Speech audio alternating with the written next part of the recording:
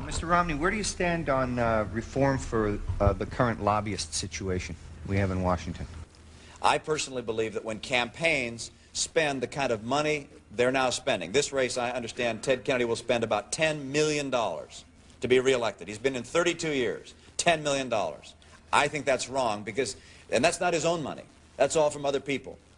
And to get that kind of money, you've got to cozy up as an incumbent to all of the special interest groups who can go out and raise money for you from their members. And that kind of relationship has an influence on the way you're going to vote. But these kinds of associations between money and politics, in my view, are wrong. I don't have lobbyists running my campaign. I don't have lobbyists that are tied to my... That's not true, Governor. That is not true. Ron Kaufman is a lobbyist. He is one of your senior advisors. He's an advisor. I'm appreciative that you think that's funny, but Ron Kaufman is not even in the senior strategy meetings of our campaign. We don't have him in it. Who does have lobbyists running their campaign by that definition? Excuse me, Glenn. Was he in debate sessions at all? Anytime? He's never. At any time? Has he ever been in a debate session? Sure. Is that a senior strategy meeting? Is that a strategic? Is that a senior strategy meeting of our campaign? We can take one more No. question, then we have to. He's not running my campaign. He's not running my campaign. He's not running my campaign. Glenn? There's another lobbyist involved in your senior management too. Listen to my words. What? Listen to my words. I don't have lobbyists running my campaign. I don't have lobbyists that are tied to my... I don't have lobbyists that are tied to my... That's not true, Governor. That is not true. My words. What? Listen to my words. That's semantics. So running your campaign and giving you advice? Come on. He's on the green. Hey, Glenn, save your argument. And which is something which I think this country needs. I want universal coverage. I want everyone in Massachusetts and in this country to have insurance. Where are we going with universal health care? I support universal health care. Because you paved the way for health care reform in Massachusetts, we were able to pass the Affordable, Care Act, Obamacare. We took that on in Massachusetts. We decided we wanted to get everybody insured. We've done that.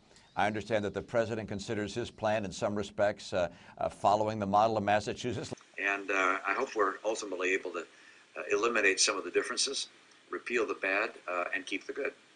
I will be able to point out that what he did was wrong. It was bad medicine. It's bad for the economy, and I will repeal it. I'm listening to you, Mitt, and I'm hearing you say all the right things, but I read your first book, and it said in there that your mandate in Massachusetts, which should be the model for the country. And you can get up and talk about, I'm against it now, and I'm going to rescind Obamacare, I'm going to repeal Obamacare, but the record is very clear. You and Newt were for individual mandates. Who can stand on the stage, look Obama in the eye, and say Obamacare is an abomination for this country? You've got a governor who's running for president right now who instituted the exact same thing in Massachusetts. I'm just saying, you were for individual mandates, my friend. You look at Wyden Bennett. That's a health care plan that a number of Republicans think is a very good health care plan, one that we support. Take a look at that one. Wyden Bennett would cover everybody. We have an individual mandate, and we think that's the way to go. No, I like mandates. The mandates work. Beg your pardon? Here I didn't know you were going to admit that. No, absolutely. You like mandates. Let me tell you what kind of mandates I like, Fred, which is this. If the ones you come up with. You've got to shut off criminal activity as a way of life. They have to see that the punishments are swift and sure and stiff. I think we have to have longer sentences served. I'm in favor of mandatory sentences. In too many cases, we have judges concerned about overcrowding and other concerns. I think we have to have more jails, more police. Are you happy that no bankers have ever been brought to book in terms of being sent to prison? I'm not going to suggest who should have criminal charges brought against them. I mean, there are subpoenas coming against Goldman Sachs, for example.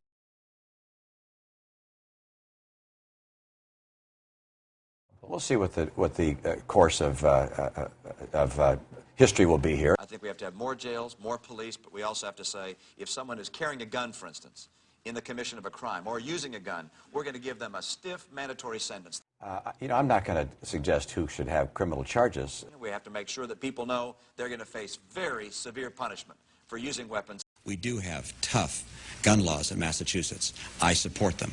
I won't chip away at them. I believe they help protect us and provide for our safety. Now, as governor, I worked closely with the NRA and the Gun Owners Action League to advance legislation that expanded the rights of gun owners in my state. We do have tough gun laws in Massachusetts. I support them. I won't chip away at them. We have a vibrant Second Amendment today because of your work defending and protecting it in the courts and in the public arenas and in the ballot box. Romney retreats on gun control. Romney, who once described himself as a supporter of strong gun laws, is distancing himself from that rhetoric now as he attempts to court the gun owners who make up a significant force in Republican primary politics. In his 94 Senate race, Romney backed 2 gun control measures strongly opposed by the National Rifle Association and other guns rights groups. Suddenly, Romney decides to run for president and signs up for a lifetime membership in the NRA. I seek it now. I'd love to have their support. I believe in the right of Americans to bear How about arms. the Brady bill? I believe that people ought to be able to have a firearm to protect themselves. I believe in the Second Amendment. In that case, why did you come out publicly saying that you supported the assault weapons ban in the Brady bill? Yeah, and will you give the microphone back to the guy? How many more questions you got? Now, my final question, if you don't understand the intent of the Constitution, how can you be trusted to defend it? And who will defend it from you? Look, I was an independent during the time of Reagan-Bush. I'm not trying to return to Reagan-Bush. The right way for America to proceed when we face the kind of challenges we face is to pursue the strategy which Ronald Reagan pursued when we faced the challenges of the last century. What do you plan to do about Social Security benefits? And you plan to cut them? Who told you that? That I or any other Republican plans on cutting Social Security benefits? So far as I know, there's only been one president in my memory that cut Medicare or Social Security. President Obama. But the government, and not just Obama, Republican presidents have been taking out of the Social Security Trust Fund for years.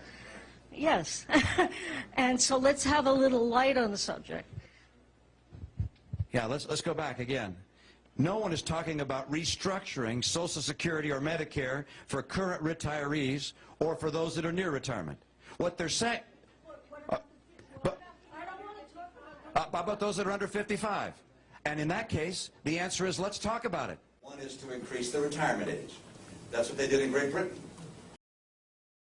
Europe isn't working in Europe. Europe is not going to work here in this country. Another option is to means test the benefits to some degree. Again, they did a similar thing like that in Great Britain. And then finally, you can say we're going to raise taxes. I'm not in favor of raising taxes. I again think government takes enough from the American people. We can raise taxes on the people that are under 55. All right? That's one way we could do it. And one is to say we're going to raise the retirement age. Well, that alone would I think, would be the one would be that I just said we could raise taxes. That's one way. It's against his principles, but he voted for it anyway. That, in my opinion, is not the kind of leadership we need to have in this country. I have always opposed abortion, but when I ran for office, I thought, well, I can say... I believe that abortion should be safe and legal in this country. I believe that since Roe v. Wade has been the law for 20 years, that we should sustain and support it. And I sustain and support that law and the right of a woman to make that choice. I was an avidly pro-life governor. I am a pro-life individual. With regards to my views with regards to protecting a woman's right to choose, and I've been very clear on that. I will preserve and protect a woman's right to choose, and am devoted and dedicated to honoring my word in that regard. I want the voters to know exactly where I'm going to stand as governor, and that is I am not going to change our pro-choice laws in Massachusetts in any way. I will preserve them, I will protect them, I will enforce them, and therefore I'm not going to make any changes which would make it more difficult for a woman to make that choice herself. I was an avidly pro-life governor. When he went to Utah and was thinking about running for governor of the state of Utah, he made a point of writing a letter to the editor, to the Utah paper out there, specifically stating he was not pro-choice. And then when he came back to Massachusetts, he's become a passionate supporter of a woman's right to choose. Ted Kennedy said it best. Mitt Romney isn't pro-choice, he's not anti-choice, he's multiple choice. I don't accept either label, pro-choice or pro-life.